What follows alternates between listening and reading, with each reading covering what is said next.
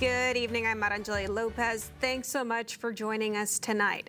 As parents across East Texas are getting ready to send their kids back to school, many think back to the tragic shooting that broke out right before the last day of school in Uvalde.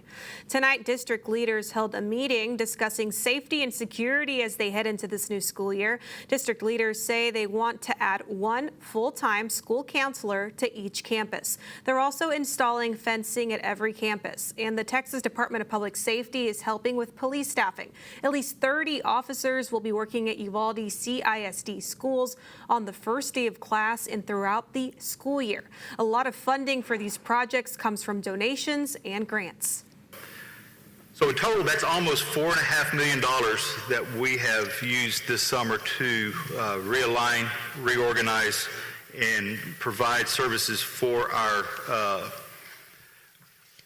campuses and staff and students as we move forward. Uvalde CISD Police Chief Pete Arredondo remains on unpaid leave. Tonight, district leaders said they're working on setting a date to discuss firing him. Here in East Texas, the largest school district is giving the green light to armed teachers, is what they're calling an added layer of security to ensure everyone is safe on campus. They're the latest school district to adopt the Guardian Plan, which isn't new to this area. In rural East Texas, school leaders are familiar with the Guardian Plan. We've had the Guardian program in place since 2014. It's designed to give staff a quicker response if there's a serious threat, like an active shooter, on campus. Our belief is that it should be almost immediate.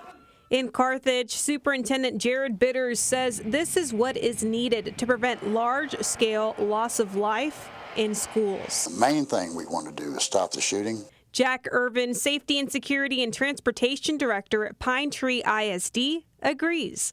Entire Pine Tree ISD staff is focused on it. We're going to protect our kids. Everybody has a role. Their district recently enacted the Guardian Plan. 2 years in, they've trained and prepared many guardians to step in as they await police response. We could not bear the thought of not having first responders there within 2 or 3 minutes, because a lot of things can happen in 2 or 3 minutes. The training is extensive, and not everyone is selected to be a guardian. There's a great deal of vetting that goes through. The potential guardians are interviewed by school administrators. They're screened for physical ability and psychological demands. Once a guardian is selected by the school district, the training is as extensive as the school wants to make it. Paul Ho is a combat shooting and tactical trainer based in Nacogdoches. He's trained guardians across 10 school districts in Texas. So what happens is we like to do a 2-day marksmanship, with handguns, and then break it up, give them a little breathing room, and then do a 3-day tactical. They learn the ins and outs of their weapons, how to stay on target in a crisis, and how to care medically if a child or an adult nearby is wounded. It's a huge responsibility, and it's ongoing training. Smaller districts in East Texas are choosing to opt into this program because in some parts it could take as long as 15 minutes for an officer response. And in active shooter situations, every second counts.